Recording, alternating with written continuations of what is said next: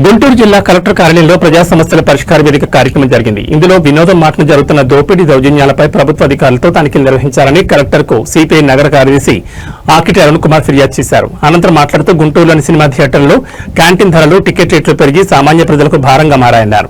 Theatre యాజమాన్యాలు ప్రేక్షకులను నిలువు దోపిడీ చేస్తున్నాయని ఆరోపించారు. Popcorn, samosa, sweet corn, cool drinks, water bottles వంటి వస్తువులపై మార్కెట్ రేట్ల కంటే రెండింతలు, మూడింతలు వసూలు చేస్తున్నారని మండిపడ్డారు. ఇలా వసూలు చేయడం అన్యాయమని, ఎవరైనా ప్రశ్నిస్తే థియేటర్ యాజమాన్యం, సిబ్బంది ప్రేక్షకులపై దాడులకు పాల్పడుతున్నారని ఫిర్యాదులో పేర్కొన్నారు. ప్రభుత్వం నిర్ణయించిన ఎంఆర్పీ ధరలకు మించి వసూలు చేయడం చట్టవిరుద్ధమన్న ఆయన దీనిపై అధికారులు వెంటనే దృష్టి సారించి కఠిన చర్యలు తీసుకోవాలని డిమాండ్ చేశారు. ఉన్నటువంటి సినిమా థియేటర్ల యాజమాన్యాలు వ్యాపారాలు చేస్తూ ఉన్నాయో లేకపోతే రౌడిజం చేస్తూ ఉందో తెలియని పరిస్థితుల్లో ఈరోజు గుంటూరు నగరంలో ఉన్నాయి.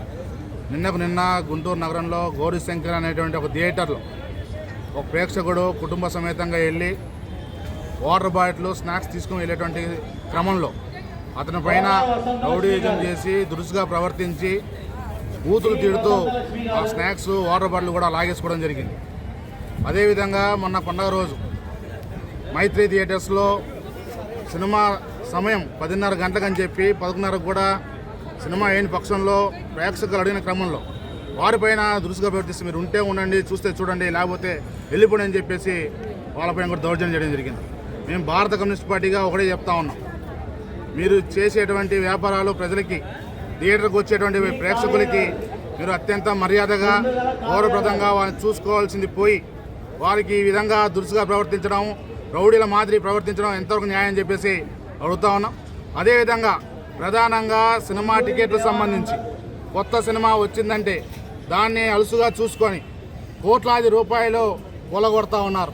1000 రూపాయలు, 1500 రూపాయలు ఏ విధంగా మీరు వసూలు చేస్తారు? మీకు ఎవరు ఇచ్చారు ఈ హక్కు అని చెప్పేసి భారత కమ్యూనిస్ట్ పార్టీగా ప్రశ్నిస్తూ ఉన్నాం.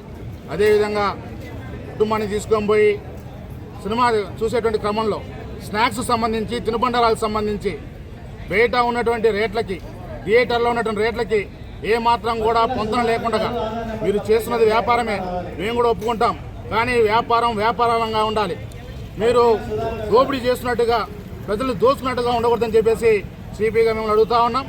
10 రూపాయలు ఉండేటువంటి పాప్కార్ను 200 రూపాయలు, అదేవిధంగా 20 రూపాయలు వాటర్ బాటిల్ 60 రూపాయలు, 4 ఉన్నటువంటి సమోసా సంబంధించిన ప్యాక్ మీరు 60 రూపాయలు అమ్ముతా ఉన్నారు. ఎగ్ పప్పు బయట 20 రూపాయలకు వస్తూ ఉంది బేకర్స్ పనిలో, దాన్ని మీరు 60 రూపాయలు, 70 రూపాయలు, 80 రూపాయలు అమ్ముతా ఉన్నారు. ఇది ఎంతవరకు న్యాయం అని చెప్పేసి మేము సిపిఐగా ప్రశ్నిస్తూ ఉన్నాం. ఖచ్చితంగా మీరు ఇదే విధంగా ప్రవర్తిస్తే, మీరు వ్యాపారాలే పరమావధిగా మీరు మాత్రం ప్రవర్తిస్తే సిపిఐగా ప్రత్యక్ష ఆందోళన కూడా వెనకడుగు పోవని చెప్పేసి తెలియజేస్తాం. ప్రధానంగా గుంటూరు నగరంలో ఉన్నటువంటి గౌరీశంకర్ థియేటర్లో నిన్న జరిగినటువంటి సంఘటన అత్యంత దారుణమైనటువంటి సంఘటన. ఖచ్చితంగా మీరు ఆ ప్రేక్షకుడికి క్షమాపణ చెప్పాలి. సుమారుగా 10 రోజుల నుంచో 12 రోజుల నుంచో ఓజీ అనేటువంటి సినిమా చూసినటువంటి అక్కడ ఉన్నటువంటి స్టాఫ్ మీరు కూడా గ్యాంగ్స్టర్ అనుకుంటా ఉన్నారు, వీళ్ళు కూడా రౌడీలాగా ప్రవర్తిస్తూ ఉన్నారు. మీరు కానీ ఇదే విధంగా ప్రభుత్వం చేస్తే పోలీసులకి కంప్లైంట్ ఇస్తాం. ప్రత్యక్షంగా మీ పైకి రావడానికి కూడా సిపిఐగా ఏమాత్రం కూడా వెనకడికి అని చెప్పేసి తెలియజేస్తా ఉన్నాం.